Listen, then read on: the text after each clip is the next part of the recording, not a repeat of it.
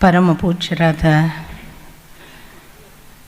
ಶ್ರೀ ಶ್ರೀ ಈಶಪ್ರಿಯ ಸ್ವಾಮೀಜಿಯವರ ಪದತಲಕ್ಕೆ ಹಣೆ ಹಚ್ಚಿ ಅವರ ಆಶೀರ್ವಾದ ಬೇಡುತ್ತಾ ಅಪ್ಪನನ್ನು ಭಕ್ತಿಯಿಂದ ನಮಸ್ಕರಿಸಿ ಅವರ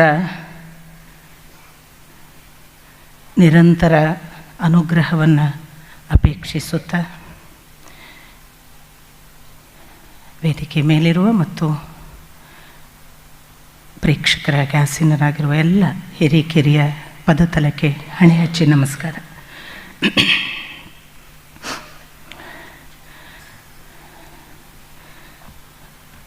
ತುಂಬ ಭಾವುಕವಾದ ಒಂದು ಕ್ಷಣದಲ್ಲಿ ನಾನಿದ್ದೇನೆ. ಅದಕ್ಕೆ ಬೇರೆ ಬೇರೆ ಕಾರಣಗಳಿವೆ. ಬಹಳ ಈಗಾಗಲೇ ಹೇಳಿದ ಹಾಗೆ ಅಪ್ಪನ ಕಾರ್ಯಕ್ರಮಗಳನ್ನು ಆಯೋಜಿಸೋದು ಸುಲಭ. ಅಪ್ಪನ ಕಾರ್ಯಕ್ರಮದಲ್ಲಿ ಮಾತಾಡೋದು ತುಂಬ ಕಷ್ಟದ ವಿಷಯ. ಆದರೂ ವಿನಯ ಇರ್ಬೋದು, ಅಪ್ಪನ ಮೂಲಕ ನನಗೆ ಕೊಂಡಿಯಾಗಿ ಬೆಸೆದ KL ಉಪಾಧ್ಯಾಯರಿರ್ಬೋದು, ಅವರೆಲ್ಲ ಒಂದು ಥರ ಕುಟುಂಬದ ಬಂಧುಗಳಿಗಿಂತ ಹೆಚ್ಚಾಗಿ ಆವರಿಸಿಕೊಂಡವರು. ಅವರ ಒತ್ತಾಯಕ್ಕೆ ಇಲ್ಲ ಅನ್ನಲಾಗದೆ ನಾನು ನಿಂತಿದ್ದೇನೆ.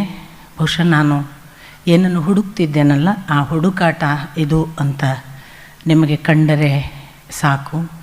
ಏನಾದರೂ ಅಪ್ಪನಿಗೆ ಅಪಚಾರವಾಗುವಂಥದ್ದು ಕಂಡರೆ ಅಪ್ಪನೂ ನೀವು ಕ್ಷಮಿಸಬೇಕು ಅಂತ ಪ್ರಾರ್ಥಿಸ್ತೇನೆ. ವಾಸ್ತವಿಕ ನನಗೆ ಬದುಕು ಒಂದು ಆಟದ ಬಯಲಾಗಿ ನಾನು ತುಂಬ ಸುಂದರವಾಗಿ ಬದುಕನ್ನು ಆಡ್ತಾ ಇರುವವಳು, ಇವತ್ತಿಗೂ ಅಂದಿಗೂ ಕೂಡ. ಈ ಆಟ ಇಷ್ಟು ಸುಂದರವಾಗಿ ನಡೆದಿದ್ದರೆ ಅದಕ್ಕೆ ನನ್ನ ಅಪ್ಪನ ಸ್ವಾತಂತ್ರ್ಯ ಕಾರಣ. ಇಷ್ಟು ಆಟ ಆಡುವಾಗ ನಾನು ಎಲ್ಲಿಂದ ಆರಂಭ ಮಾಡಬೇಕು ಅಂತ ನನಗೆ ಗೊತ್ತಾಗ್ತಿಲ್ಲ. ಆದರೆ ಈಗ ಪರಮಪೂಜ್ಯರು ಇಲ್ಲಿ ಕೂತಿದ್ದಾರೆ. ಇವರು ಇಲ್ಲಿ ಕೂತ್ಕೊಳ್ಳೋದಕ್ಕೆ ಎಷ್ಟು ಪರಂಪರೆಯ ಕಾರಣ ಇದೆ ಅಂತ ನಾನು ತಮಗೆ ಹೇಳಬೇಕು. ನಮ್ಮ ಅಜ್ಜನ ಹೆಸರನ್ನು ಮಲ್ಲೇಪುರಂ ಸರ್ ಹೇಳಿದರು, ಬಡಮುನ್ನೂರು ನಾರಾಯಣಾಚಾರ್ಯರು ಅಂತ. ನಮ್ಮ ಅಜ್ಜ ತನ್ನ 14ನೆಯ ವಯಸ್ಸಿಗೆ ಮದುವೆಯಾದ ಬೆಳಗಿನ ಒಂದು ಮದುವೆಯ ಸಮಾರಂಭಕ್ಕೆ ಮಾತ್ರ ಗೃಹಸ್ಥನ ಒಂದು ಸಾಕ್ಷಿಯಾಗಿ ನಿಂತು ರಾತ್ರಿ ಪ್ರಸ್ಥಕ್ಕೆ ಕೋಣೆ ಸಿದ್ಧ ಆಗುವ ಹೊತ್ತಿಗೆ ಹೊಸ್ತಿಲು ದಾಟಿ ಹೋದವರು 12 ವರ್ಷ ಇಲ್ಲ. ಎಲ್ಲಿ ಹೋದರು ಅಂತ ಗೊತ್ತಿಲ್ಲದೆ ನಮ್ಮ ಅಜ್ಜಿ ಬಹುಶಃ ಆ ಕಾಲಕ್ಕೆ ಎಷ್ಟು ಅಪವಾದ ತಗೊಂಡಿದ್ದರೋ ಏನೋ ಇವಳ ಪಾದಗುಣ ಅಂತ. ಆದರೆ ಆ ಪಾದಗುಣ ಎಷ್ಟು ಒಳ್ಳೆಯದಿತ್ತು ಅಂತ ಗೊತ್ತಾದದ್ದು 12 ವರ್ಷದ ಮೇಲೆ ಅಜ್ಜ ಮನೆಗೆ ಬಂದಾಗ. ಹಾಗೆ ಅವರು ಎಲ್ಲವನ್ನೂ ಈ ಸಂಸಾರದ ಬಂಧನದ ಒಳಗೆ ನಾನು ತಿಳಿಲಿಕ್ಕೆ ಸಾಧ್ಯ ಇಲ್ಲ ಅಂತ ಭಾವಿಸಿ ಆ ಪುಟ್ಟ ಹುಡುಗ ಹಾನಗಲ್ ವಿರೂಪಾಕ್ಷ ಶಾಸ್ತ್ರಿಗಳಿಂದ ಕಲಿತು ಬಂದ ಬಳಿಕ ಅವರೊಂದು ವಿದ್ವತ್ ಪ್ರಪಂಚದ ವ್ಯಾಕರಣ ಅಥವಾ ತರ್ಕ ಮೊದಲಾದ ಶಾಸ್ತ್ರೀಯ ಪರಂಪರೆಗಳಲ್ಲಿ ಯಾವ ಮಟ್ಟಕ್ಕೆ ಬೆಳೆದಿರಬಹುದು ಅಂದರೆ ಆ ಕಾಲಕ್ಕೆ ಅದಮಾರು ಮಠದ ಹಿರಿಯ ಪರಂಪರೆ, ವಿಬುಧಮಾನ್ಯರು ವಿಬುಧ ಪ್ರಿಯರು ಇರುವ ಕಾಲದಿಂದ ನಮ್ಮ ಅಜ್ಜ ಮತ್ತು ಅದಮಾರು ಮಠ ನಮ್ಮನ್ನು ಸಲಹಿದೆ. ಇವತ್ತು ಒಂದು ಮಠ ಪರಂಪರೆ ಒಬ್ಬ ವಿದ್ವಾಂಸನನ್ನು ಹಾಗೆ ಕಂಡದ್ದರಿಂದಲೇ ಬನ್ನಂಜ ಗೋವಿಂದಾಚಾರ್ಯರು ಕೂಡ ಹುಟ್ಟಲಿಕ್ಕೆ ಕಾರಣ ಆಯಿತು ಅಂತ ನಾನು ಭಾವಿಸ್ತಾ ಇದ್ದೆ. ಇವರು ಕೂತಿದ್ದಾರೆ ಅಂತ ಈ ಮಾತು ಹೇಳೋದಲ್ಲ, ಇದೊಂದು ಧನ್ಯತೆಯ ಭಾವ ಸಮರ್ಪಣೆ. ಯಾಕೆಂದರೆ ನಮ್ಮ ಅಜ್ಜನನ್ನು ಆ ಕಾಲಕ್ಕೆ ಬಡತನವೋ ಯಾವ ಕಾರಣವೋ ಅಜ್ಜ ಇರುವ ಮನೆ ಮಾರ್ತಾರೆ, ಬನ್ನಂಜಗೆ ಬಂದು ಬಾಡಿಗೆ ಮನೆಯಲ್ಲಿ ಇರ್ತಾರೆ. ಆಗ ಪೂಜ್ಯರು ಅವರನ್ನು ಅದಮಾರು ಮಠದ ಒಂದು ಮನೆ ಕೊಟ್ಟು ಪಾಠ ಮಾಡ್ತಿರಬೇಕು, ನೀವು ನಿಮ್ಮಂಥ ವಿದ್ವಾಂಸರು ನಮ್ಮ ಜೊತೆಗಿರಬೇಕು ಅಂತ ಆ ಕಾಲದಿಂದ ನಮ್ಮ ಅಪ್ಪ 25 ವರ್ಷ ಆಗುವವರೆಗೆ ಮಠದಲ್ಲಿ ಅಪ್ಪನ ಮನೆ, ಅಜ್ಜನ ಮನೆ. ಆ ಮಠ ವಿಬುಧಮಾನ್ಯರು ವಿಬುಧ ಪ್ರಿಯರು ವಿಬುಧೇಶ್ವರು ಆ ಬಳಿಕ ಈಗಿನ ಈಶಪ್ರಿಯರವರೆಗೆ ನಮ್ಮ ಅಪ್ಪನ ಮಾತ್ರವಲ್ಲ ನಮ್ಮ ಕುಟುಂಬಕ್ಕೆ ಹಾಗಾಗಿ ನಮ್ಮ ರಕ್ತಧಾರೆಗಳಲ್ಲೆಲ್ಲ ಅದಮಾರು ಮಟ್ಟದ ಅನ್ನ ಇದೆ. ಒಂದು ಕಷ್ಟಪಡುವ ವಿದ್ವಾಂಸ ಎಷ್ಟು ಸುಖವಾಗಿ ಬದುಕುವ ಹಾಗೆ ದೊಡ್ಡವರು ಆಗ ಹೇಗೆ ಆಶ್ರಯ ಕೊಡ್ತಿದ್ರು ಅಂತ ಯೋಚಿಸಿದರೆ ಅದಕ್ಕೆ ಆ ವಿಸ್ಮಯಕ್ಕೆ ಬಾಗಿ ನಮಿಸಬೇಕು. ಅಂಥ ಅಜ್ಜ ಖಾಯಂ ತನ್ನ ಬದುಕನ್ನು ಕೊನೆಯವರೆಗೂ, ಅಪ್ಪ ಹುಟ್ಟಿದ ದಿನಗಳಲ್ಲಿ ಬಹುತೇಕ 4-5ರಿಂದ ಅವರ ಅಪ್ಪ ಅಲ್ಲಿಗೆ ಹೋಗಿದ್ದಾರೆ. ನಮ್ಮ ಅಪ್ಪನ 5ನೆಯ ವಯಸ್ಸಿನಿಂದ ಅದಮಾರು ಮಠಕ್ಕೆ ಸೇರಿದವರು 25ರವರೆಗೆ ಆ ಮನೆಯಲ್ಲಿದ್ದುಕೊಂಡೇ ಓದಿರೋದು. ಅವರ ಆ ಮನೆ ಇವತ್ತು ಕೂಡ ಇದೆ. ಅಂಥ ಮನೆಗಳಲ್ಲೆಲ್ಲ ಅಪ್ಪ ಬೆಳೆದಿದ್ದರು, ಅಜ್ಜ ಬೆಳೆದಿದ್ದರು, ಅಜ್ಜ ಬೆಳೆಸಿದ್ರು. ಎಲ್ಲ ಈ 4 ಪರಂಪರೆಯ ಸ್ವಾಮಿಗಳಿಗೆ ಅಜ್ಜ ಪಾಠ ಮಾಡಿದ್ದಾರೆ, ಅಪ್ಪ ಪಾಠ ಮಾಡಿದ್ದಾರೆ. ಏಕಕಾಲಕ್ಕೆ ನಮ್ಮ ಅಪ್ಪ ಇಷ್ಟೆಲ್ಲ ಆವರಣಗಳ ಮಧ್ಯೆ ಅಕ್ಷರ ಹೇಳಿದರು, ಅವರು ಹೇಗೆ ಆವರಣದ ಹೊರಗಿದ್ದರು ಅಂತ. ಅಥವಾ ನಟೇಶ್ ಅವರು ಹೇಳ್ತಿದ್ರು, ಹೇಗೆ ಆವರಣದ ಒಳಗಿದ್ದಾಗಲೂ ಕೂಡ ಆವರಣದ ಒಳಗೊಂದು ಕ್ರಾಂತಿಯ ಮಾತುಗಳನ್ನು ಮಡಿಯ ವಿಷಯವಾಗಿ ಹೇಳ್ತಿದ್ರು ಅಂತೆಲ್ಲ. ಇದೆಲ್ಲದರ ಆಚೆಗೆ ನನಗೆ ನನ್ನ ಬಗ್ಗೆ ನಾನು ಹೇಳ್ತೀನಿ ಅಂತ ನೀವು ಭಾವಿಸಬಾರ್ದು. ಯಾಕೆಂದರೆ ಇದು ಹೀಗೆ ಭಾವಿಸಿ, ಇದು ಒಂದು ಇಲಿ ಗಣಪತಿಯನ್ನು ಹೊತ್ತ ಸಾರ್ಥಕತೆಯಲ್ಲಿ ತನ್ನ ಕುರಿತು ಹೇಳುತ್ತೆ ಇಲಿ ಅಂತ ಅಂದ್ಕೊಳ್ಳಿ. ನಾನು ಕೆಲವು ಈ ಹೈಲೈಟ್ ಪಾಯಿಂಟ್ಸು, ಅಲ್ಲಿ ಬೆಂಚ್ ಮಾರ್ಕು ಅಂತ ಏನು ಅಂತಾರಲ್ಲ, ಅಂಥವುಗಳನ್ನು ನಿಮ್ಮ ಮುಂದೆ ಇಡ್ತಾ ಹೋಗ್ತೀನಿ. ನನಗೆ ಪವಾಡದಲ್ಲಿ ನಂಬಿಕೆಗಳಿಲ್ಲ, ಘಟನೆಗಳು ನಡೆದದ್ದನ್ನು ಹೇಳೋದು. 1970ರ ದಶಕ, 70ರಿಂದ 75ರ ನಡುವಿನ ಅವಧಿ, ಬಾಗಲಕೋಟೆಯಲ್ಲಿ ಸಾಕ್ಷಾತ್ ಇದನ್ನು ಎದುರು ಇದ್ದು ಕೇಳಿದವರು ಹೇಳಿದ ಮಾತು. ನಮ್ಮ ಅಪ್ಪನನ್ನು ಸತ್ಯಕಾಮರು ಭೇಟಿಯಾಗಲಿಕ್ಕೆ ಬರುತ್ತಾರೆ ಪ್ರಥಮ ಬಾರಿಗೆ. ಅಷ್ಟರವರೆಗೆ ನಮ್ಮ ಅಪ್ಪ ಸತ್ಯಕಾಮರು ನನ್ನ ಗುರುಗಳು ಭೇಟಿಯಾಗಿದ್ದಿಲ್ಲ. ಪರಸ್ಪರ ಪರಿಚಯ, ಮಾತುಕತೆ ಮುಕ್ತಾಯ ಆದ ಮೇಲೆ ಸತ್ಯಕಾಮರು ತನ್ನ ಮಾತು ಮುಗಿದ ಕೂಡಲೇ ಹೊರಡುವವರು. ಅವರು ಬಹಳ ಸಂಕ್ಷಿಪ್ತ, ಮೌನಿ, ಹೆಚ್ಚು ಇರುವವರಲ್ಲ, ಎದ್ದು ಬಿಡುವವರು. ಎದ್ದು ಹೊರಟಾಗ ನಮ್ಮ ಅಪ್ಪ ಕೇಳಿದ್ರಂತೆ ಅವರನ್ನು, ಮತ್ತು ಸತ್ಯಕಾಮರೇ ಇನ್ಯಾವಾಗ ಭೇಟಿ ಅಂತ. ಸತ್ಯಕಾಮರಾಗ ಕೊಟ್ಟ ಉತ್ತರ, ನಾನು ಬರ್ತಿದ್ದೇನೆ ಆಚಾರ್ಯರೇ, ನನಗೆ ನಿಮ್ಮಲ್ಲಿ ಕೆಲಸವಿದೆ. ಆಗ 70ರ ದಶಕದ ಮಾತು. ನಮ್ಮ ಅಪ್ಪ ತಂದೆ ಮಗಳು ಅನ್ನೋ ಪುಸ್ತಕದ ಮುನ್ನುಡಿಗೆ ಬರೀತಾರೆ, ವೀಣಾ ಹುಟ್ಟುವಾಗ ನಾನು ಅವಳನ್ನು ಗಮನಿಸಿದ್ದೆ. ಅವಳು ಎಲ್ಲರ ಹಾಗೆ ಆಗುವುದಿಲ್ಲ, ಅವಳು ಏನೋ ಆಗುತ್ತಾಳೆ, ಅದಕ್ಕೆ ಬೇಕಾದ ಸ್ವಾತಂತ್ರ್ಯ ಕೊಟ್ಟು ನಾನು ಸುಮ್ಮನೆ ಬೆನ್ನ ಹಿಂದೆ ಇರಬೇಕು ಎಂದು ತೀರ್ಮಾನ ಮಾಡಿದ್ದೆ ಅಂತ. ನಾನು ದೊಡ್ಡವರ ಕಣ್ಣುಗಳನ್ನಷ್ಟೇ ನಿಮ್ಮ ಮುಂದೆ ಇಡೋದು. ಇವರೆಲ್ಲ ಏನು ಯೋಚನೆ ಮಾಡಿರ್ಬೋದು? 70ರ ದಶಕದಲ್ಲಿ ಹಾಗೆ ಹೇಳಿದ ಸತ್ಯಕಾಮರು 2000ಕ್ಕೂ ಪೂರ್ವದ 1994ರ ದಶಕದ ಅಥವಾ 94ರ ಇಸ್ವಿಯ ಪೂರ್ವದಲ್ಲಿ 93ರಲ್ಲಿ ಉಡುಪಿಯಲ್ಲಿ ನನ್ನನ್ನು ಅದಕ್ಕೂ ಪೂರ್ವದ 10 ವರ್ಷ ಭೇಟಿಯಾಗಿದ್ದಾರೆ. ಮತ್ತೆ 10 ವರ್ಷದ ನಂತರ ಭೇಟಿ ಆಗ್ತಾರೆ. ಅಲ್ಲಿಂದ ನಾನು ಅವರ ಜೊತೆಗೆ ಪ್ರಯಾಣ ಮಾಡ್ತೇನೆ. ಹೊರಡುವಾಗ ನಮ್ಮ ಅಪ್ಪನನ್ನು ನಾನು ಕೇಳಿದರೆ, ಉದ್ಯೋಗ ರಾಜೀನಾಮೆ ಕೊಟ್ಟಿದ್ದೇನೆ ಅಂದರೆ ಅದು ನನಗೆ ದೊಡ್ಡದಲ್ಲ, ಮುಂದೆ ಏನು ಮಾಡ್ತೀನಿ ಅಂತ ಕೇಳ್ತಾರೆ. ಹಾಗಾದರೆ ನಾನು ಸತ್ಯಕಾಮರ ಜೊತೆಗೆ ಹೋಗ್ತೀನಪ್ಪ ಅನ್ನುವಾಗ, ಬೇಗ ಹೋಗಬೇಕಿತ್ತು, ತಡ ಮಾಡಿದೆ ಅಂತಾರೆ. ಇತ್ತ ಸತ್ಯಕಾಮರು ನಾನು ಎಷ್ಟೋ ಸಾರಿ ಜೊತೆಗಿದ್ದು ಅಪ್ಪನ ಹತ್ರ ಬಂದಾಗ ಅಪ್ಪನ ಕಟ್ಟ ಮಾಧ್ವ ಶಿಷ್ಯರು ಕೇಳಿದ್ದು ನನಗೆ ಗೊತ್ತು. ಆಚಾರ್ಯರು ಮಾತ್ರ ಪ್ರತ್ಯೇಕ ಸಿಕ್ಕಿದಾಗ, ನಾನು ಕೆಲವೊಮ್ಮೆ ಇರುವಾಗ, ನೀವು ಇಷ್ಟು ಜನರನ್ನು ನಡೆಸಿದ ಗುರುಗಳು, ನಿಮಗೆ ವೀಣಾಳನ್ನು ನಡೆಸಲಿಕ್ಕೆ ಆಗ್ತಿರ್ಲಿಲ್ವಾ? ನೀವ್ಯಾಕೆ ಸತ್ಯಕಾಮರ ಹತ್ರ ಬಿಟ್ರಿ? ಮುಂದಿನ ಪ್ರಶ್ನೆ, ಸತ್ಯಕಾಮರು ಮಾಧ್ವರಲ್ಲವಲ್ಲ, ಅವರನ್ನು ನೀವು ಹೇಗೆ ಒಪ್ಪಿಕೊಂಡ್ರಿ? ಅಪ್ಪ ನಗ್ತಿದ್ರು. ನನಗೂ ಗೊತ್ತಿಲ್ಲ ಇದೆಲ್ಲ, ಈ ವಲಯಗಳೇ ನನಗೆ ಗೊತ್ತಿಲ್ಲದ ಕಾಲ. ಇದೆಲ್ಲ ನನಗೆ ಪ್ರಶ್ನೆ ಆಗಿ ಅಷ್ಟೇ ಇತ್ತು. ನನ್ನ ಗುರುಗಳು ನನಗೆ ಹೋಗುವಾಗ ಹೇಳಿ ಹೋಗ್ತಿದ್ರು. ಪ್ರತಿ ಹೋಗುವ ಕ್ಷಣದ ಎಷ್ಟೋ ಬಾರಿ ನನಗೆ ಹೇಳಿದ್ದು ಒಂದೇ ಮಾತು, ಮಗಳೇ, ನನ್ನನ್ನು ಎಂದೂ ಸಂದೇಹಿಸಬೇಡ, ನನ್ನ ಎದೆಯಲ್ಲಿ ಏನುಂಟೋ ಅದನ್ನು ನಾನು ನಿನ್ನ ಎದೆಯಲ್ಲಿ ಇಟ್ಟು ಹೋಗುತ್ತೇನೆ, ಇದರ ಬಗ್ಗೆ ಯಾವಾಗಲೂ ಸಂಶಯ ಬೇಡ. ಇಷ್ಟೇ ಹೇಳಿದ್ದು. ಏನು ಎಂತು ನಾನು ಕೇಳ್ತಿರಲಿಲ್ಲ.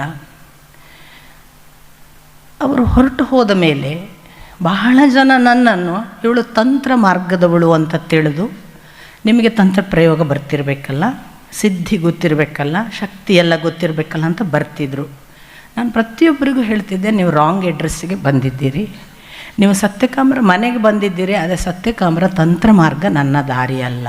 ಯಾಕೆ ಹಾಗೆ ಹೇಳ್ತಿದ್ದೆ, ಅಥವಾ ಹಾಗೆ ಹೇಳುವುದರ ಹಿಂದೆ ಅವರು ಎಷ್ಟು ಕಾರಣ ಈಗ ಅರ್ಥ ಆಗೋದು. ಇದಾದ ಮೇಲೆ ಎಷ್ಟೋ ಜನ ನನ್ನನ್ನು ತಂತ್ರಪಥದ ಕುರಿತೇ ಮಾತಾಡಬೇಕು ಅಂತ ಬೇಕಾದಷ್ಟು ಉಪನ್ಯಾಸಗಳನ್ನು ಮಾಡಿಸಿದ್ದಾರೆ. ನಾನು ಹಾಗೆಲ್ಲ ಹೋಗಿದ್ದೇನೆ.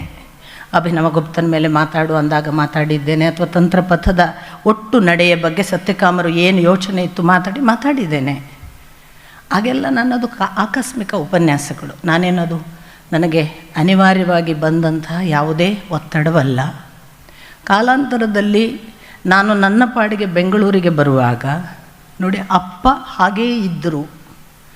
ಅವರು ನನ್ನನ್ನು ನೋಡ್ತಿದ್ರು ಮಾತ್ರ, ಏನೂ ಹೇಳ್ತಿರಲಿಲ್ಲ. ಇದ್ಯಾಕೆ ತಂತ್ರ ಮಾತಾಡ್ತಿ, ನೀನು ಇದನ್ನು ಯಾಕೆ ಓದಬಾರ್ದು, ನೀನು ಈ ಪುಸ್ತಕ ಓದು, ಈ ಪುಸ್ತಕದ ಜೊತೆಗೆ ಈ ಸಿದ್ಧಾಂತ ಓದು. ಒಂದೇ ಒಂದು ಶಬ್ದ, ಒಂದೇ ಒಂದು ವಾಕ್ಯ ಅಪ್ಪ ಹೇಳಲಿಲ್ಲ ನನಗೆ. ಎಷ್ಟೋ ವರ್ಷಗಳು ಕಳೆದು ಸುಮಾರು 2007 14 ವರ್ಷಗಳ ಬಳಿಕ ನಾನು ಕಲ್ಲಹಳ್ಳಿ ಬಿಟ್ಟು ಸತ್ಯಕಾಮರ ತೋಟದ ಆಶ್ರಮದ ವಲಯದಿಂದ ಈಚೆಗೆ ಬರುವಾಗ, ಅಷ್ಟೂ ವರ್ಷ 14 ವರ್ಷ ಪ್ರತಿ ವರ್ಷ ನಮ್ಮ ಅಪ್ಪ ಕಲ್ಲಹಳ್ಳಿ ಕಾರ್ಯಕ್ರಮಕ್ಕೆ ಬರ್ತಿದ್ರು, ನನ್ನನ್ನು ಕಣ್ತುಂಬ ನೋಡ್ತಿದ್ರು. ಏನೂ ಪ್ರತಿಕ್ರಿಯೆಗಳನ್ನು ಯಾರ ಬಳಿಯೂ ಹೇಳಿದ್ದು ನನಗೆ ಗೊತ್ತಿಲ್ಲ. ಆದರೆ ಒಂದು ಸ್ಕ್ಯಾನ್ ಮಾಡ್ತಿದ್ರು, ಕಾಣ್ತದೆ ಅಂತ ಈಗ ಅಂದ್ಕೊಳ್ಳೋದು ನಂಗೆ ಗೊತ್ತಿಲ್ಲ. ಹೀಗೆ ಇದ್ದ ನಂತರದಲ್ಲಿ 2007 ನಂತರ ಬೆಂಗಳೂರಿಗೆ ಬಂದು, ಅಲ್ಲಿ ನನಗೆ ಆರ್ಥಿಕವಾಗಿ ಏನು ವ್ಯವಸ್ಥೆ ಅಂತ ಗೊತ್ತಿಲ್ಲದ ಕಾಲದಲ್ಲಿ ಯಾರೋ ಬಂದು, ನೀವು ವಚನಗಳ ಮೇಲೆ ಮಾತಾಡಿ, ಅವರಿಗೆ ನನಗೆ ಆರ್ಥಿಕ ತೊಂದರೆ ಉಂಟು ಅಂತ ನಾನು ಹೇಳಿ ಅಲ್ಲ, ಅವರು ಬಂದರು, ನೀವು ವಚನಗಳ ಮೇಲೆ ಮಾತಾಡಿ, 10 ನಿಮಿಷ ನಾವು ವಿಡಿಯೋ ಮಾಡಿ ಅದನ್ನು ದೂರದರ್ಶನದಲ್ಲಿ ಬಿಡ್ತೀವಿ, ನಮಗೆ ನೀವು ಅಕ್ಕ ಮಹಾದೇವಿ ಮೇಲೆ ಮಾತಾಡಿ. ನಾನು ಅಕ್ಕ ಮಹಾದೇವಿ ಮೇಲೆ ಒಂದು 20-30 ವಚನಗಳನ್ನು 10 ನಿಮಿಷ ವ್ಯಾಖ್ಯಾನ ಮಾಡಿದಾಗ ಜನ ಆಗ ತೀರ್ಮಾನ ಮಾಡ್ತು ನನ್ನ ಬಗ್ಗೆ, ಇವರು ವಚನದ ಮೇಲೆ ಚೆನ್ನಾಗಿ ಮಾತಾಡ್ತಾರೆ, ಇವರು ವಚನದ ದಾರಿಯವರು ಕಾಣ್ತದೆ ಅಂತ. ನಾನು ವಚನಗಳನ್ನು ಮಾತಾಡ್ತಿದ್ದ ಕಾಲ.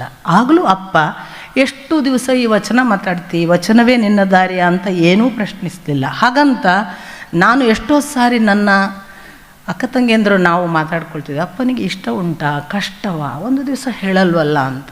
ಬಟ್ ಹೇಳಲಿಲ್ಲ ಅಪ್ಪ. 2000 ಸುಮಾರು 14 ನಂತರದ 15, 16, 17 ಈ ಅವಧಿಯಲ್ಲಿ ನನ್ನ ವಚನದ ಕುರಿತ ಪ್ರವಚನಗಳು, ಉಪನ್ಯಾಸಗಳು, ಕಡೆಗೆ ಭಾಷಣಗಳು ಜಾಸ್ತಿ ಆಗ್ತಾ ಬಂದು, ಎಲ್ಲವೂ ಕೂಡ ಪ್ರತಿಯೊಂದು ಕಡೆ ಒಂದು ಅಲ್ಲಮನ ಬಗ್ಗೆ, ಇಲ್ಲ ಬಸವಣ್ಣನ ಬಗ್ಗೆ, ಇಲ್ಲ ಅಕ್ಕನ ಬಗ್ಗೆ, ಒಟ್ಟು ವಚನ ಪರಂಪರೆಯ ಬಗ್ಗೆ. ಆಗ ಅದು ತೀವ್ರ ಹಂತದಲ್ಲಿ ಇದ್ದ ಸಂದರ್ಭ. ಆಗ ನನಗೆ ಬೇರೆಯವರು, ಅಪ್ಪನ ಶಿಷ್ಯ ವಲಯ, ಸ್ಪೆಷಲಿ ನನ್ನ ಅಣ್ಣ, 2ನೇ ಅಣ್ಣ, ನೀನು ಮಧ್ವ ಸಿದ್ಧಾಂತ ಮಾತಾಡೋದಿಲ್ಲ ಅಂತ ಅಪ್ಪನಿಗೆ ಬೇಜಾರಿದೆ, ನೀನು ಅದನ್ನೆಲ್ಲ ಬಿಟ್ಟು ಇದೆಲ್ಲ ಮಾತಾಡ್ತಿಂತ ಅಪ್ಪ ಸ್ವಲ್ಪ ಅಸಮಾಧಾನದಲ್ಲಿದ್ದಾರೆ ಅಂತ ಹೇಳಿದ. ನನಗೆ ಅಪ್ಪ ಹೇಗಿದ್ದರು ಅಂದರೆ, ನನ್ನ ಬಾಲ್ಯದಿಂದ ನಮ್ಮ ಅಪ್ಪನಿಗೆ ಏನಾದ್ರು ಕೋಪ ಬಂದಿದ್ದರೆ ಮೌನ. ಆವತ್ತು ನನಗೆ ಗೊತ್ತಾಗ್ತಿತ್ತು ಇವತ್ತು ಅಪ್ಪನಿಗೆ ಕೋಪ ಅಂತ. ಅವರು ಮಾತಾಡೋದಿದ್ದರೆ ಕೋಪ ಅಂತ. ಅವರು ಎಂದೂ ಕೂಡ ಕೋಪದಿಂದ ಮಾತಾಡಿದ್ದಿಲ್ಲ. ಮಾತಾಡೋದೇ ಇದ್ದರೆ ಕೋಪ ಅಂತ ನಾನು ತಿಳ್ಕೊಬೇಕು. ನಾನು ಅವತ್ತು ಸಂಜೆವರೆಗೆ ನೋಡಿ ಮೆಲ್ಲ ಹೋಗಿ ಕೇಳ್ತಿದ್ದೆ, ಅಪ್ಪ ಇವತ್ತು ನೀವು ಮಾತಾಡಲಿಲ್ಲ, ಏನು ನನ್ನ ಮೇಲೆ ಕೋಪ, ಗೊತ್ತಾಯ್ತಲ್ಲ ಸಾಕು ಅಂತಿದ್ರು ಅಷ್ಟೇ. ಕೋಪ ಬಂದಿದೆ ಗೊತ್ತಾಯ್ತಲ್ಲ ಸಾಕು. ಹಾಗಾಗಿ ನನಗೆ ಎಂದೂ ಅಪ್ಪ ಕೋಪ ಬಂದು ಏನು ಹೇಳಿದ್ದು ಗೊತ್ತಿಲ್ಲವಾದ್ದರಿಂದ ನಾನು ಈ ವಲಯ ಹೇಳ್ತಾ ಇರುವುದು ಸತ್ಯವ ಏನಾ ಅನ್ನುವ ಹಂತದಲ್ಲಿದ್ದೆ. ಒಂದು ದಿನ ಅಪ್ಪ ನಾನು ಕೇಳಿದೆ, ಅಪ್ಪ ಮತ್ತು ನಾನು ಮಾತನಾಡುವ ವಿಷಯಗಳು, ಬರೆಯುವ ವಿಷಯಗಳೆಲ್ಲ ವಚನ, ಈ ಪರಂಪರೆಯದ್ದು, ಶರಣರದ್ದು ಎಲ್ಲ ಇದೆ ಅಂತ ನಿಮಗೆ ಬೇಸರ ಇದೆ ಅಂತ ನನಗೆ ಯಾರೋ ಹೇಳಿದರು. ಹೌದಪ್ಪ ಅಂತ ಕೇಳಿದೆ.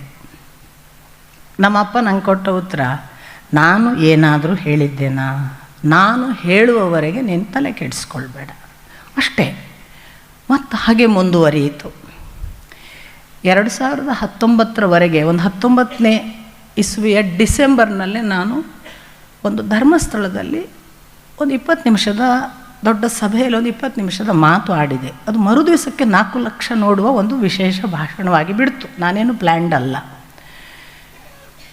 ಅದರ ಬಗ್ಗೆ ಸಾಕ್ಷಾತ್ ನನ್ನ ತಂಗಿ ಕವಿತಾಳೆ ಹೇಳಿಲ್ಲ, ಅಪ್ಪನಿಗೆ ಖುಷಿ ಆಗುತ್ತೆ ಒಮ್ಮೆ ಈ ಭಾಷಣ ಕೇಳಿಸು. ನನ್ನ ಜೀವನದಲ್ಲಿ ನಾನು ಆ ಕೆಲಸ ಮಾಡಲ್ಲ ಕವಿ ಅಂತ ನಾನು ಅಂದೆ. ನಮ್ಮ ಅಪ್ಪ ಈ ಭಾಷಣ ನಾನು ಕೇಳಿದೆ, ಹೀಗೆ ಹೋಗು ಅಂತ ಅವ್ರು ಹೇಳೋವರೆಗೆ ನಾನು ಕೇಳಿಸಲ್ಲ, ನಾನು ಹೇಳಲ್ಲ. ನನಗೂ ಗೊತ್ತಿಲ್ಲ ಅಷ್ಟೆಲ್ಲ ಜನ ಅದರ ಬಗ್ಗೆ ಮಾತಾಡೋ ನಮ್ಮ ಅಪ್ಪನಿಗೆ ಏನು ಅಭಿಪ್ರಾಯ ಇತ್ತು ನನಗೂ ಗೊತ್ತಿಲ್ಲ. ಇಷ್ಟೆಲ್ಲ ನನ್ನ ಅನೇಕ ಪ್ರಶ್ನಾರ್ಥಕ ಚಿಹ್ನೆಗಳಲ್ಲಿ ಅಪ್ಪ ಇದ್ದರು, ನನ್ನ ನಡೆ ಇತ್ತು. ಅಪ್ಪ ನಡೀತಾ ಇದ್ದರು, ನನ್ನ ನೋಡ್ತಿದ್ರು. ಅಪ್ಪನ ನಡೆ ಬೇರೆ ಇತ್ತು, ನನ್ನ ನಡೆ ಬೇರೆ ಇತ್ತು ಅಂತ ಜನರಿಗೆ ಅನ್ನಿಸ್ತಿತ್ತು. ನನಗೆ ಮತ್ತು ಅಪ್ಪನಿಗೆ ಗೊತ್ತಿತ್ತು ನಮ್ಮ ನಡೆ ಬೇರೆ ಇಲ್ಲ ಅಂತ. ಆ ಏಕಸೂತ್ರತೆಯನ್ನು ಕನ್ಫರ್ಮ್ ಮಾಡುವ ಒಂದು ಮಾತು ನನಗೆ ಆಗ ಅಪ್ಪನಿಂದ ಬಂದಿದ್ದಿಲ್ಲ ಅನ್ನೋದು ಬಿಟ್ಟರೆ ನನಗೆ ಖಚಿತವಿತ್ತು ನಾನು ಅಪ್ಪನಿಗೆ ವಿರುದ್ಧ ಹೋಗ್ತಿದ್ದೇನೆ ಅಂತ ಅಪ್ಪಗೆ ಅನಿಸಿಲ್ಲ ಅಂತ. ಹೀಗೆ ನಡೆಯುವಾಗ ಎಷ್ಟೋ ಸಮಯದ ನಂತರ 2019 ಆ ಡಿಸೆಂಬರ್ ಘಟನೆಯೂ ಮುಗಿದು 20 ಜನವರಿಯಲ್ಲಿ ಒಂದು ಕಾರ್ಯಕ್ರಮ ನಾವು ಬನ್ನಂಜೆ ಪ್ರತಿಷ್ಠಾನದಿಂದ ಅಪ್ಪನ ಉಪಸ್ಥಿತಿಯಲ್ಲಿ ಬೆಂಗಳೂರಿನಲ್ಲಿ ಕಾರ್ಯಕ್ರಮ ಮಾಡಿದ್ದು. ಅದು ಕೊನೆಯ ಭಾಷಣ ಅಪ್ಪನದು ಬನ್ನಂಜೆ ಪ್ರತಿಷ್ಠಾನದಲ್ಲಿ ಮತ್ತು ಆ ಬೆಂಗಳೂರಿನಲ್ಲಿ. ಅಪ್ಪ ಅವತ್ತು ಮಾರ್ಚ್ 7ನೇ ತಾರೀಕಿಗೆ ಅಲ್ಲಿಂದ ಹೊರಡುವವರು. ಅವರು ಉಡುಪಿಗೆ 8ಕ್ಕೆ ತಲುಪಬೇಕು. ಅವರು ತನ್ನ ಮನಸ್ಸಿನಲ್ಲೊಂದು ತೀರ್ಮಾನ ಮಾಡಿದರು. 8ನೇ ತಾರೀಕಿನ ಕಾರ್ಯಕ್ರಮ ಅಪ್ಪ ಮತ್ತು ನಾನು ಇಬ್ಬರು ಒಟ್ಟಿಗೆ ತಿಂಗಳೆಯಲ್ಲಿತ್ತು. ರವೀಂದ್ರ ಹೆಗಡೆಯವರು ಮಾಡುವಂತಹ ಒಂದು ಕಾರ್ಯಕ್ರಮ, ಅದರಲ್ಲಿ ನಾವಿಬ್ಬರು ತಿಂಗಳೆಯಲ್ಲಿ ಇರಬೇಕಿತ್ತು. ಅಪ್ಪ ತಿಳಿದಿದ್ರು 7ನೇ ತಾರೀಕಿಗೆ ವೀಣಾ ನನ್ನ ಜೊತೆಗೆ ಬರ್ತಾಳೆ ಅಂತ. ಅವರದ್ದೇ ಒಂದು ಯೋಚನೆ ಇದ್ದಿರಬೇಕು. ನಾನು ವಾಸ್ತವಿಕ 4 ತಾರೀಕಿಗೆ ಧಾರವಾಡಕ್ಕೆ ಹೊರಡಬೇಕಿತ್ತು. 5, 6, 7 3 ದಿನ ನಾನು ಧಾರವಾಡದಲ್ಲಿ ಬಸವಣ್ಣ ಅಕ್ಕ ಅಲ್ಲಮ್ಮ ಮಾತಾಡುವವಳಿದ್ದೆ. ಅವತ್ತು ನಾನು 4ನೇ ತಾರೀಕು ಸಂಜೆ ಅಪ್ಪ ಅವರ ಶಿಷ್ಯರ ಮನೆಯಲ್ಲಿದ್ದರು. ಅಲ್ಲಿ ಹೋಗಿ ಅವರಿಗೆ ನಮಸ್ಕಾರ ಮಾಡಿ ಇನ್ನು ನಾನು ಉಡುಪಿಲಿ ಸಿಗ್ತೀನಿ ಅನ್ನಬೇಕು. ಅವತ್ತು ಹೋಗಿ ನಮಸ್ಕಾರ ಮಾಡಿದೆ. ನಮಸ್ಕಾರ ಮಾಡೋ ಮೊದಲು ಹೇಳಿದೆ, ಅಪ್ಪ ಇವತ್ತು ನಾನು ಧಾರವಾಡಕ್ಕೆ ಹೊರಟಿದ್ದೀನಿ. ಅರೆ ನೀನು ಉಡುಪಿಗೆ ನನ್ನ ಜೊತೆಗೆ ಬರ್ತೀಯ ಅಂದ್ಕೊಂಡಿದ್ದೆ, ನೀನು ಉಡುಪಿಗೆ ನನ್ನೊಟ್ಟಿಗೆ ಬರಲ್ವಾ? ಅಪ್ಪ ಇದು ಬಹಳ ಪೂರ್ವಭಾವಿಯಾಗಿ ನಿಶ್ಚಿತವಾದದ್ದೊಂದು 3 ದಿನದ ಉಪನ್ಯಾಸ ಸರಣಿ. ಜೀವನದಲ್ಲಿ ಪ್ರಥಮ ಬಾರಿಗೆ ಉಪನ್ಯಾಸ ಸರಣಿ ಒಪ್ಕೊಂಡಿದ್ದೀನಪ್ಪ. ಯಾವಾಗಲೂ ಒಂದೊಂದು ದಿವಸ ಅಚಾನಕ್ ಮಾಡ್ತಿದ್ದೆ, ಅದು ಇಲ್ಲ ಸರಣಿಯೇ ಮಾಡಬೇಕು ಅಂತ ಅಲ್ಲಿ ಬಸವಣ್ಣ ಅಕ್ಕ ಅಲ್ಲಮ್ಮ ಅಂತ ಒಪ್ಪಿಸ್ಕೊಂಡಿದ್ದಾರೆ. ಹಾಗೆ ಹೊರಡ್ತಿದ್ದೀನಪ್ಪ. ಅಲ್ಲಿಂದಲೇ 7ನೇ ತಾರೀಕು ಬಸ್ ಹತ್ತಿ 8ಕ್ಕೆ ಉಡುಪಿ ಬರ್ತೀನಿ ನಿಮ್ಮ ಹತ್ರ. ಅವತ್ತು ಪ್ರಥಮ ಬಾರಿಗೆ ಅದನ್ನು ನಟೇಶ್ ಅವರು ಅದನ್ನೇ ಉಲ್ಲೇಖ ಮಾಡಿದರು. ಅವತ್ತು ಪ್ರಥಮ ಬಾರಿಗೆ ನಾನು ನಮಸ್ಕಾರ ಮಾಡುವಾಗ ಅಪ್ಪನ ಬಾಯಿಯಿಂದ ಬಂದ ಮಾತು, ನನ್ನ ಮಾತನ್ನು ಮುಂದುವರಿಸುವವರು ಯಾರು ಅನ್ನುವ ಯೋಚನೆ ಇತ್ತು. ನನ್ನ ಮಗಳು ಸಿದ್ಧಳಾದಳು ಅಂದಾಗ ನನಗೆ ಭಾರೀ ಒಂದು ಎದೆ ಬಡಿತ. ಅದು ನಾನು ಅದನ್ನು ವಿವರಿಸಲಾರೆ. ಯಾಕೆಂದರೆ ನನಗೆ ಈಗಲೂ ಗೊತ್ತಿದೆ, ಆಗಲೂ ಗೊತ್ತಿರುವ ವಿಷಯ ಮತ್ತು ಇನ್ನು ಯಾವತ್ತೂ ಗೊತ್ತಿರುವ ವಿಷಯ. ಜೀವಮಾನದಲ್ಲಿ ನಾನು ಅವರಂತೆ ಓದಲಾರೆ, ಅವರಂತೆ ಮಾತನಾಡಲಾರೆ, ಅವರಂತೆ ಯಾವುದನ್ನು ಮಾಡಲಾರೆ. ನನಗೆ ಗೊತ್ತು ಅವರು ಮಾಡಿದ ಸಂಶೋಧನೆ, ಅವರು ಮಾಡಿದ ಓದು, ಅವರ ಅಧ್ಯಯನ, ಅವರು ಕೊಟ್ಟ ಜೀವ ಪರಂಪರೆಯ ಅಷ್ಟೂ ಧಾರೆ ನನ್ನಲ್ಲಿ ಯಾವುದೂ ಇಲ್ಲ, ನನಗೆ ಗೊತ್ತಿತ್ತು. ಆದರೆ ಅವರು ಏಕಾಏಕಿ ಒಂದು ದಿವಸವೂ ನನ್ನ ಮಾತಿನ ಬಗ್ಗೆ ಆಡದವರು. ಆ ದಿವಸ ಹಾಗೆ ಆಡುವಾಗ ನನಗೆ ಒಂದು ಸರಿ ಭಾರಿ ಎದೆ ನಡುಕ. ಅಲ್ಲಿ ಅವರ ಶಿಷ್ಯರೊಬ್ಬರು ಉಪಸ್ಥಿತರಿದ್ದರು. ಅವರು ಮಧ್ವ ಪರಂಪರೆಯ ಶಿಷ್ಯರು. ಅಪ್ಪನ ಮಾತು ಇನ್ನೂ ಮುಗಿದಿದೆ. ಆ ಶಿಷ್ಯರು ಕೂಡಲೇ ಹೇಳಿದರು, ಆಚಾರ್ಯರೇ ಅವರು ಮಾತನಾಡೋದು ವಚನ ಪರಂಪರೆಯ ಬಗ್ಗೆ ಅಲ್ವಾ? ನನ್ನ ಅಪ್ಪ ತಕ್ಷಣ ನನ್ನನ್ನು ನೋಡಿ, ಅದು ಏನೇ ಇರಲಿ ಮಗಳೇ ನಿನಗೆ ಒಳಿತಾಗಲಿ ಅಂದರು. ನನಗೆ ಈಗ ಅರ್ಥ ಆಗೋದು, ಒಬ್ಬ ಡಿಸೈಡ್ ಮಾಡಿದರೆ ತನ್ನ ಪಾಡಿಗೆ ಅವನು ಇದು ನನ್ನನ್ನು ಮುಂದುವರಿಸ್ಬೇಕಂತ ಕಂಟಿನ್ಯೂ ಮಾಡುವ, ಯಾವುದನ್ನು ಟ್ರಾನ್ಸ್ಫರ್ ಮಾಡ್ತಿರಬೇಕು. ಯಾಕೆಂದರೆ ನನಗೆ ಗೊತ್ತಿಲ್ಲ ಆವತ್ತಿಂದ ಅಲ್ಲಿಯವರೆಗೆ ಎಂದೂ ಕೂಡ ಮಹಾಭಾರತ, ರಾಮಾಯಣ, ಶ್ರೀಮದ್ ಭಾಗವತ, ಭಗವದ್ಗೀತೆ ಯಾವ ಶಾಸ್ತ್ರೀಯ ಗ್ರಂಥಗಳನ್ನೂ ಓದದ, ಇದು ಯಾವ ಅಕ್ಷರ ಉತ್ಪ್ರೇಕ್ಷೆ ಇಲ್ಲ ಇದರಲ್ಲಿ. ನಾನು ಭಗವದ್ಗೀತೆ ಓದಿದವಳಲ್ಲ, ಈಗಲೂ ಓದಿದ್ದೇನೆ ಅನ್ನುವ ಮಾತಲ್ಲ. ಕನಿಷ್ಠ ಪುಸ್ತಕ ಹಿಡಿದಿದ್ದೇನೆ, ಅಕ್ಷರಗಳನ್ನು ನೋಡಿದ್ದೇನೆ ಅಷ್ಟೇ. ಅಂಥ ಯಾವ ಪುಸ್ತಕಗಳನ್ನು ಕೂಡ ಬಿಡಲಾಗದ ಹಾಗೆ ನನ್ನನ್ನು ಹಿಡಿದುಕೊಳ್ಳುವ ಹಾಗೆ ನಾನು ಬೇರೆ ಪುಸ್ತಕ ಓದೋಕ್ಕೆ ಹಿಡಿದ್ರೆ ನನಗೆ ಇಷ್ಟ ಆಗದೆ ಆಚೆಗಿಡುವ ಹಾಗೆ. ನೀವು ನಂಬ್ತಿದ್ರೆ ರಾಜಕ್ರೀಡೆ ಅನ್ನುವ ಕೃಷ್ಣನ ಕುರಿತ ನನ್ನ ಗುರುಗಳ ಸತ್ಯಕಾಮರ ಕೃತಿಯನ್ನು ಮೊನ್ನೆ ಒಂದು ದಿವಸ ಕೃಷ್ಣ ಕಥಾಮೃತ ಮಾತನಾಡುವಾಗ ಓದಬೇಕು ಅಂತ ತಗೊಂಡ್ರೆ 20 ಪುಟ ಓದೋಕ್ಕೆ ಇಷ್ಟ ಆಗಲಿಲ್ಲ. ಈ ಗುರು ಕೂಡ, ನನ್ನ ಗುರುಗಳು ಒಂದು ಮಾತು ಹೇಳ್ತಿದ್ರು, ಮಗಳೇ, ಗುರು ಎನ್ನುವುದು ಹೆಗಲ ಮೇಲಿನ ಹೆಣ, ನೀನು ಹೊತ್ತಷ್ಟು ದಿನ ನಿನ್ನ ನಡೆ ನಿಂತು ಹೋಗುತ್ತದೆ. ಆ ಹೆಣವನ್ನು ಎಷ್ಟು ಬೇಗ ಒಗೆದು ಹೋಗುತ್ತೆಯೋ ಅಷ್ಟು ನಿನ್ನ ನಡೆ ದೀರ್ಘ ಮತ್ತು ಬಹಳ ವೇಗ. ಎಂಥ ಗುರುಗಳ ಆಶೀರ್ವಾದ ನನಗೆ ಅಂತ. ಇದನ್ನು ಕೊಡುವಾಗ ನನ್ನ ಅಪ್ಪ ಇತ್ತ ನನಗೆ ರಾಮಾಯಣವನ್ನು ಓದು ಅಂತ ಯಾವುದೇ ಪುಸ್ತಕ ಕೊಟ್ಟು ಒಂದು ದಿವಸ ಓದಿಸಿದವರಲ್ಲ, ಒಂದು ದಿವಸ ಈ ಮಹಾಭಾರತದ ಈ ಭಾಗ ನೋಡು ಅಂದವರಲ್ಲ, ಇದು ಭಗವದ್ಗೀತೆ ಈ ಶ್ಲೋಕ ನೋಡು ಅಂದವರಲ್ಲ. ಇಂಥ ಅಪ್ಪ ಹಾಗೊಂದು ಆ ದಿವಸ ಆಶೀರ್ವಾದ ಮಾಡಿ ಏಕಾಏಕಿ ನಮಗೆ ಕೊರೋನಾ ಬಂದು ನಾವೆಲ್ಲ ನಮ್ಮ ಗೃಹ ಬಂಧನದಲ್ಲಿರುವ ವೇಳೆಯಲ್ಲಿ ನಾನು ಅನಿರೀಕ್ಷಿತವಾಗಿ ಆ ಹೊತ್ತಿಗೆ ಕಲ್ಲಹಳ್ಳಿಯಲ್ಲಿದ್ದಂತಹ ಸಂದರ್ಭ, ನನ್ನ ಸುತ್ತ ಒಂದು 6-8 ಪುಟ್ಟ ಮಕ್ಕಳು ಮತ್ತು ದೊಡ್ಡವರು ಸೇರಿ ಏನಾದರೂ ಹೇಳು ಅಂತ ನನಗೆ ಒಂದು ದೃಷ್ಟಿಯಿಂದ ಈ ಚಂಡಿ ಹಿಡಿತಾರಲ್ಲ ಮಕ್ಕಳು, ಏನಾದರೂ ಹೇಳು ಅಂತ, ಹಾಗೆ ಚಂಡಿ ಹಿಡಿದು ಆ ಮಕ್ಕಳು ನನ್ನಿಂದ ನೀನು ಮಹಾಭಾರತ ಹೇಳು, ನೀನು ರಾಮಾಯಣ ಹೇಳು, ನೀನು ಭಗವದ್ಗೀತೆ ಹೇಳು ಅಂದಾಗ ನಾನು ಭಗವದ್ಗೀತೆಯ ಪ್ರಥಮ ಬಾರಿಗೆ ಭಗವಂತನ ನಲ್ನುಡಿಯನ್ನು ಅಪ್ಪನ ಅನುವಾದ ಮತ್ತು ಆ ಮೂಲ ಶ್ಲೋಕಕ್ಕೆ ಏನು ಅರ್ಥ ಇರಬಹುದು ಅಂತ ನಾನೇ ಊಹಿಸ್ತಾ ನನ್ನ ಹತ್ರ ಡಿಕ್ಷನರಿ ಇಲ್ಲದ ಕಾಲಕ್ಕೆ ನಾನು ಮಕ್ಕಳಿಗೆ ಪಾಠ ಮಾಡುವುದಕ್ಕೆ ಆರಂಭ ಮಾಡಿದರೆ, ಅದೊಂದು ದಿನ ಅಚಾನಕ್ ಆಗಸ್ಟಿನ ಸಂದರ್ಭ ಇರ್ಬೋದು ಅಥವಾ ಜುಲೈ ಇರಬೇಕು, ಇನ್ನೂ ಕೊರೋನಾದ ಗೃಹ ಬಂಧನ ಮುಗಿದಿರಲಿಲ್ಲ, ಆದ್ದರಿಂದ ಜುಲೈ ಇರಬೇಕು. ನಾನು ಅಪ್ಪನ ಜೊತೆಗೆ ಫೋನಲ್ಲಿ ಮಾತಾಡಿದೆ, ಅಪ್ಪ ಹೇಗಿದ್ದೀರಿ ಅಂತ. ಚೆನ್ನಾಗಿದ್ದೀನಿ ಮಗು ಅಂತ. ನೀನು ಹೇಗಿದ್ದೀಯ ಅಂದರು. ನಾನು ಹೇಗೀಗಪ್ಪ ಅಂತ ಹೇಳಿ ನನ್ನ ಈ ಬಾಲಿಶ ಶೈಶವ ಹೆಜ್ಜೆಯನ್ನು ಹೇಳಿದೆ. ಅಪ್ಪ, ನಾನು ಅನಿವಾರ್ಯವಾಗಿ ನಿಮ್ಮ ಭಗವಂತನ ನಲ್ನುಡಿಯನ್ನು ಮಕ್ಕಳಿಗೆ ಹೇಳುವ ಪ್ರಸಂಗ, ಮಕ್ಕಳಿಗೀಗ ದಿನಕ್ಕೆ 3 ಶ್ಲೋಕ ಪಾಠ ಮಾಡ್ತೀನಿ, ದಿನ 3 ಶ್ಲೋಕವನ್ನು ಮರುದಿವಸ ಕಂಠಪಾಠ ಮಾಡ್ತಾರೆ. ಇದು ಈಗಿನ ನಡೆ ಅಂದಾಗ ನನ್ನ ಅಪ್ಪ ಆಗ ಹೇಳಿದ ಮಾತು, ಅಪ್ಪ ನಂಗೆ ಸಂಸ್ಕೃತ ಬರಲ್ಲ, ನಾನು ಅನುವಾದವನ್ನು ನೋಡ್ತೀನಿ, ಇದು ಹೀಗಿರಬೇಕು ಅಂತ ಊಹಿಸ್ತೇನೆ, ಊಹಿಸಿ ಪಾಠ ಮಾಡ್ತೇನೆ, ತಪ್ಪೋ ಸರಿಯೋ ದೇವರಿಗೆ ಗೊತ್ತು ಅಂದೆ. ನಮ್ಮ ಅಪ್ಪ ಹೇಳಿದ್ದು, ಓದು ಮಗಳೇ, ಓದ್ತಾ ಹೋಗು, ಬಿಡಬೇಡ, ನಿನಗೆ ಸಂಸ್ಕೃತದ ಪ್ರತಿ ಅಕ್ಷರ ತೆರೆದುಕೊಳ್ಳುತ್ತದೆ. ಮತ್ತೆ ದಾಟಿಸಿದ್ರಾ? ನನಗೆ ಈಗಲೂ ಸಂಸ್ಕೃತ ಗೊತ್ತಿಲ್ಲ. ದಾಟಿಸುವ ಕೆಲಸವನ್ನು ನನ್ನ ಗುರುಗಳು ಮಾಡಿದ್ದನ್ನು ನಾನು ನೋಡಿದ್ದೇನೆ. ಅದು ಹೇಗಿತ್ತು ಅಂದರೆ, ಅದು ಬಹಳ ತಂತ್ರ ಮಾರ್ಗದವರು ಹೇಳುವ ದೈಹಿಕ ಒಂದು ಅಭಿವ್ಯಕ್ತಿಯಾಗಿ ನಾನು ಅನುಭವಿಸಿದವಳು. ಅದು ಕಣ್ಣಲ್ಲಿ ಕಣ್ಣನ್ನು ಹೀಗೆ ಗೋಲಿಗೆ ಗೋಲಿ ಹಚ್ಚಿ, ನೋಡು ನನ್ನ ಕಣ್ಣಿನ ಒಳಗಿನದನ್ನು ಹೀರಿಕೊಂತ, ನನ್ನ ಕಣ್ಣ ಗೋಲಿಗೆ ಅವರ ಗೋಲಿ, ಉಸಿರಿಗೆ ಮೂಗಿನ ಹೊಳ್ಳೆಯ ಒಳಗೆ ನನ್ನ ಮೂಗಿನ ಹೊಳ್ಳೆಯ ಒಳಗೆ ಅವರ ಮೂಗಿನ ಹೊಳ್ಳೆಯ ಮೂಲಕ ಉಸಿರು, ಅವರು ಬಿಟ್ಟದ್ದನ್ನು ನಾನು ತೆಗೆದುಕೊಳ್ಳುವುದು, ನಾನು ಬಿಟ್ಟದ್ದನ್ನು ಅವರು ತೆಗೆದುಕೊಳ್ಳುವುದರ ಮೂಲಕ ನೋಡು ನನ್ನನ್ನು ನೀನು, ನಿನ್ನನ್ನು ನಾನು ಸೇರುವುದೆಂದರೆ ಇದು ಮಾರ್ಗ ಮಗಳೇ, ಅದಲ್ಲ ಅದು ಅಧಪ್ಪತನದ ಮಾರ್ಗ, ಹೀಗೆ ಸೇರು ವಾಯುವಿನ ಮುಖಾಂತರ. ಹೀಗೆಲ್ಲ ನಾನು ತಂತ್ರಪಥದ ಅವರ ದೈಹಿಕ ಅಭಿವ್ಯಕ್ತಿಯ ತಂತ್ರಧಾರೆಗಳನ್ನು ಅನುಭವಿಸಿದ್ದೇ ಹೊರತು ಹೀಗೊಬ್ಬ ವ್ಯಕ್ತಿ ನನ್ನ ಗುರುಗಳು ಮಾಡಿರ್ಬೋದು, ನನಗೆ ಗೊತ್ತಿಲ್ಲ. ಯಾಕೆಂದರೆ ಪ್ರಚಂಡ ವ್ಯಕ್ತಿ ಅವರು. ನಾನು ನಿಜಕ್ಕೂ ಪುಣ್ಯ ಮಾಡಿದ್ದೇನೆ ಅಷ್ಟೇ. ಅಂಥದ್ದೇ ಯಾವುದನ್ನು ಹೇಳದೆ ನಮ್ಮ ಅಪ್ಪ ನನಗೆ ಪಾಠ ಮಾಡದೆ ಒಂದು ವಿದ್ಯಾರ್ಥಿಯನ್ನು ಬೆಳೆಸೋಕ್ಕೆ ಬರುತ್ತೆ, ಶಿಷ್ಯನ ಹಾಗೆ ಕೂಡಿಸಿ ಅಕ್ಷರ ಹೇಳಿಸದೆ ಅಕ್ಷರ ಬ್ರಹ್ಮನ ಹತ್ರ ಕನೆಕ್ಟ್ ಮಾಡ್ಸೋಕ್ಕೆ ಬರುತ್ತೆ. ನಾನು ಇದರ ಆಚೆಗಿನವನು, ನಿಮಗೆ ಶಾಸ್ತ್ರೀಯ ಪಾಠ ಮಾಡಿದ ಬನ್ನಂಜ ಗೋವಿಂದಾಚಾರ್ಯ ಮಾತ್ರ ಅಲ್ಲ, ನಾನು ಏನನ್ನೂ ಮಾಡದೆ ಇನ್ನೊಬ್ಬರನ್ನು ಬೆಳೆಸುವ ತಾಕತ್ತು ನನಗಿದೆ ಅಂತ ತೋರ್ಸೋಕ್ಕೆ ನನ್ನನ್ನು ಗೊಂಬೆಯ ಹಾಗೆ ಸಾಧನ ಮಾಡಿಕೊಂಡ್ರೆ ನನಗೆ ಗೊತ್ತಿಲ್ಲ. ನನಗೆ ಇವತ್ತು ಎಲ್ಲರೂ, ನೀವು ಇಷ್ಟು ಜನರಲ್ಲಿ ಅನೇಕರು, ನನಗೆ ಶಿವಮೊಗ್ಗ ಅಂದರೆ ಒಂದು ಥರ ನನ್ನ ಏನು ಹೇಳೋದು, ನನ್ನ ಬಂಧುಗಳ ಮನೆಯ, ನನ್ನ ಒಡನಾಡಿಗಳ ಮನೆಯ.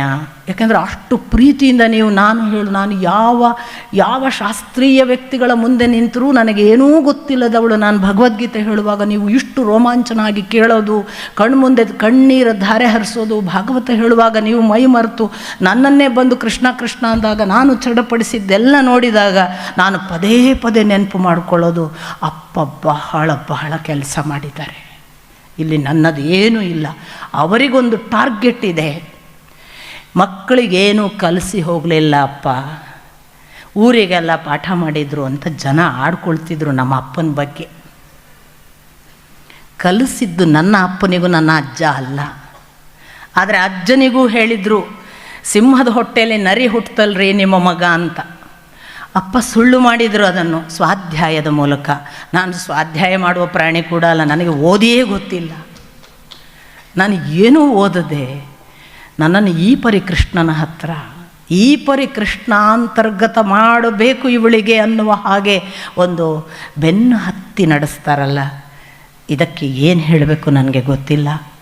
ಇದೆಲ್ಲ ಏನಾದರೂ ನಿಮಗೆ ಕಂಡಿದ್ದರೆ, ಮತ್ತು ಈಗ ನಟೇಶ್ ಅವರು ಹೇಳಿದರು, ಇನ್ನು ಅಪ್ಪನನ್ನು ಮುಂದುವರಿಸಿ ದೇವರಾಣೆಗೂ ನನಗೆ ಗೊತ್ತಿಲ್ಲ, ದೇವರಾಣೆಗೂ ಗೊತ್ತಿಲ್ಲ. ನಾನು ಪ್ರತಿ ಮಾತು ಇದು ಕೊನೆಯದ್ದು ಅಂತಲೇ ಭಾವಿಸಿ ಮಾತನಾಡೋದು. ಯಾಕೆಂದರೆ ನನಗೆ ಪದೇ ಪದೇ ಒಳಗಿದ್ದು ಹೇಳುತ್ತೆ.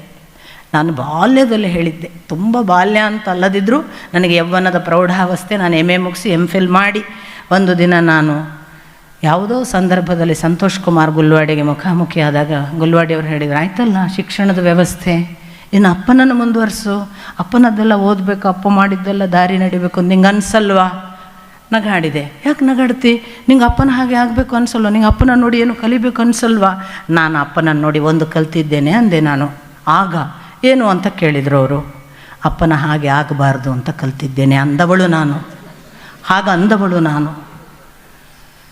ಇಷ್ಟೆಲ್ಲ ಇರುವಾಗ ಒಬ್ಬ ಮನುಷ್ಯ, ನಾವು ತಿಳಿದ ನಮ್ಮ ಪ್ರಜ್ಞಾವಲಯ ಮಾತ್ರವೇ ನಾವಲ್ಲ, ನಮ್ಮ ಜೀವದ ಒಳಗೊಬ್ಬ ಕೈ ಹಾಕಿ ಅವನು ಮುಷ್ಟಿಯಲ್ಲಿ ಹಿಡಿದು ಅವನಿಗೆ ಬೇಕಾದ ಹಾಗೆ ಈ ಕೋಮಲ ಗಿಣಿಯನ್ನು, ಕೋಗಿಲೆಯನ್ನು, ಈ ಜೀವ ಅನ್ನುವ ಆ ಶುಭ್ರ ಪರಿಶುಭ್ರ ಭಗವಂತನ ಆ ತತ್ವವನ್ನು ತಮಗೆ ಬೇಕಾದ ಹಾಗೆ ಆಕಾರ ಕೊಡಲಿಕ್ಕೆ ಬರ್ತದಾ ಏನ ಅನ್ನುವ ಹಾಗೆ ನಾನೇ ವಿಸ್ಮಿತಳಾಗಿದ್ದೇನೆ.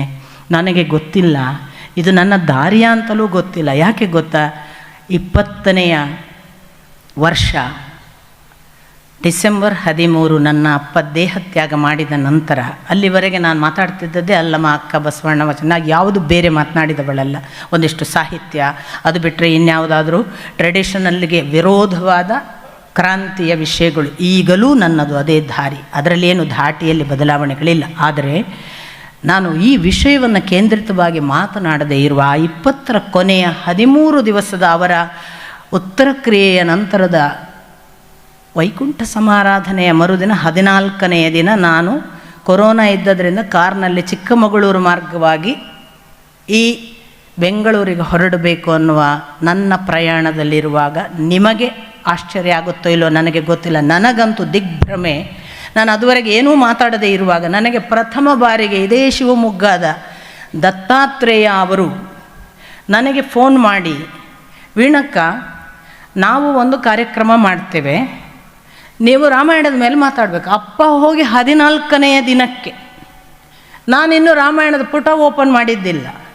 ನಾನು ಹೇಳಿದೆ, ಯಾವಾಗ? ನನ್ನ ಒಳಗಿದ್ದು ಹೇಳ್ತಿತ್ತು, ಇಲ್ಲ ಹೇಳಬೇಡ ಅಂತ. ನಾನು ತಕ್ಷಣ ಕೇಳಿದೆ, ಯಾವಾಗ ಮಾತಾಡಬೇಕು ಅಂತ. ಯಾಕಂದ್ರೆ ನನ್ನ ಆ ಪ್ರಶ್ನೆಗೆ ಕಾರಣ ನಾನು ಓದಿಯೇ ಇರಲಿಲ್ಲ. ಮುಂದಿನ ಏಪ್ರಿಲ್ ಅಂದರು. ತಕ್ಷಣ ಡಿಸೆಂಬರ್ನಿಂದ ಏಪ್ರಿಲ್ 4 ತಿಂಗಳಿದೆ, ನಾನು ಓದ್ಬೋದಲ್ವಾ ಅಂದ್ಕೊಂಡು ಪ್ರಯತ್ನ ಪಡ್ತೇನೆ ಅಂದೆ. ಅದು ನನ್ನ ಪ್ರಥಮ ಶಾಸ್ತ್ರೀಯ ಪರಂಪರೆಯ ಭಾಷಣ.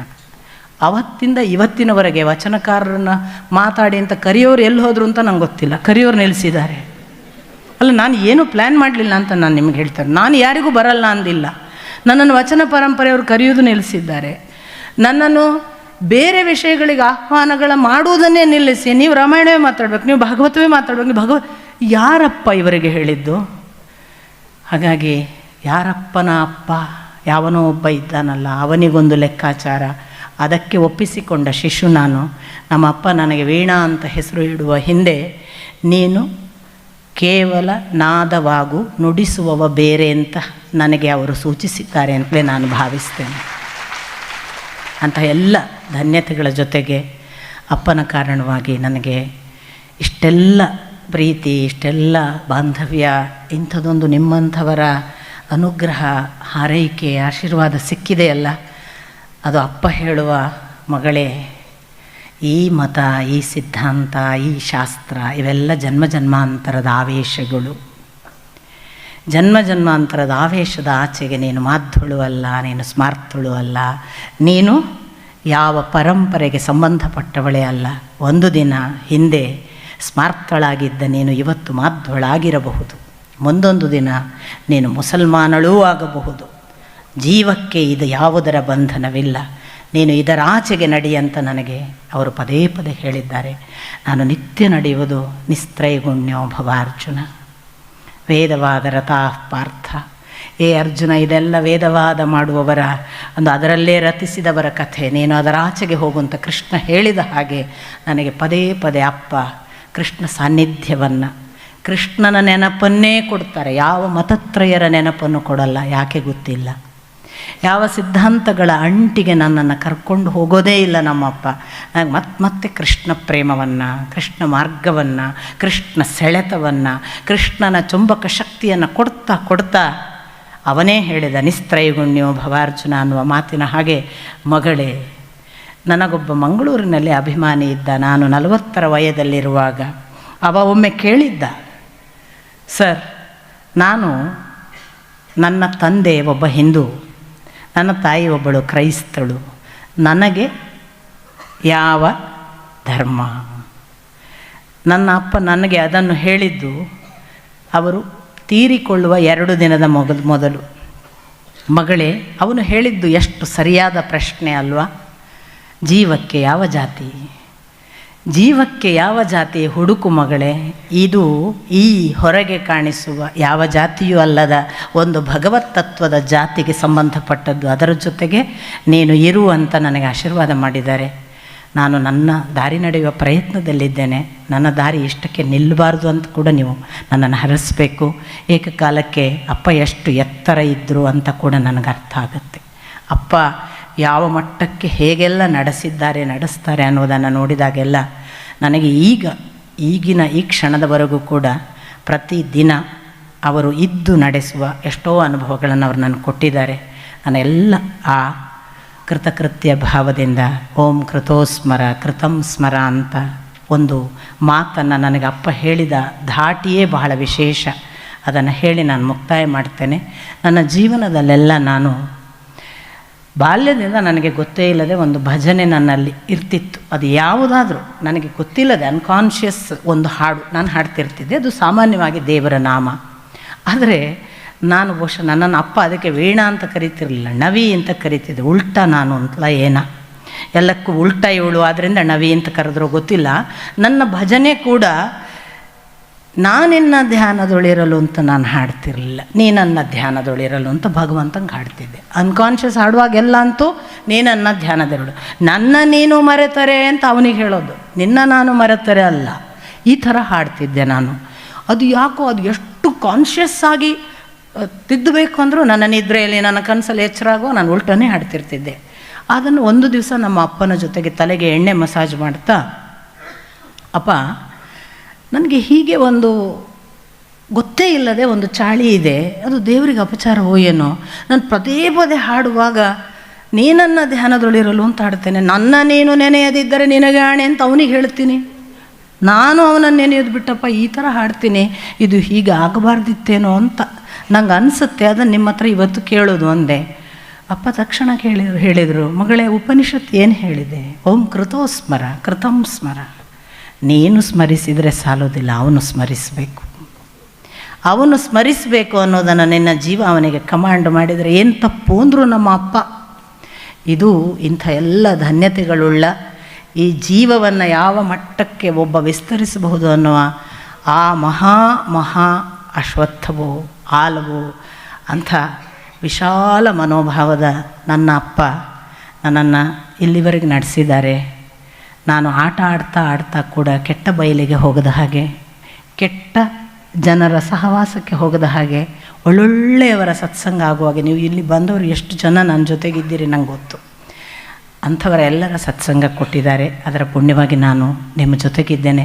ನಾನು ಆದಷ್ಟು ಬೇಗ ಇಲ್ಲವಾಗಬೇಕು ಅಂಥದ್ದೊಂದು ಪ್ರಾರ್ಥನೆಯ ಜೊತೆಗೆ ನಾನು ಪರಮ ಪೂಜ್ಯರನ್ನು ಮತ್ತೊಮ್ಮೆ ವಂದಿಸಿ ನನ್ನ ಅಷ್ಟೂ ಮಾತುಗಳ ದೋಷಗಳನ್ನು ನನಗೆ ಬಿಡಿ ಅಂತ ಪ್ರಾರ್ಥಿಸ್ತಾ ಒಳಿತುಗಳನ್ನು ಅಪ್ಪನ ಪದತಲಕ್ಕೆ ಮತ್ತು ನಿಮ್ಮೆಲ್ಲರ ಪದತಲಕ್ಕೆ ಅರ್ಪಿಸಿ ನನ್ನ ಮಾತು ಮುಗಿಸ್ತೇನೆ. ನಮಸ್ಕಾರ.